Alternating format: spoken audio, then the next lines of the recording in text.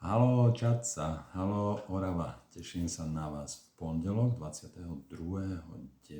Tento pondelok o 17.00 v Čadci, Dom kultúry v Čadci, klubovňa číslo 3. Téma detoxikácia tela a duše. Žijeme časy, v ktorých sa staráme nielen o svoje zdravie telesné, ale aj psychické.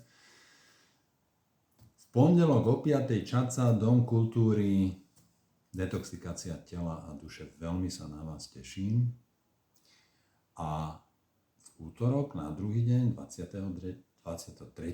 septembra, tiež o 17.00, o 5.00 v Mestskom úrade Veličná pozývame celé okolie Dolného Kubína na tému Pravda a zdravie. Ak riešite hypertenziu, ak riešite migrénu, ak riešite poruchy spánku, ak riešite oslabenú imunitu, príďte na prednášku Pravda a zdravie, pretože sa dozviete zaujímavé veci. V pondelok Čadca o 5.00, v útorok Veličné, okresný úrad Veličné, región Dolný Kubín.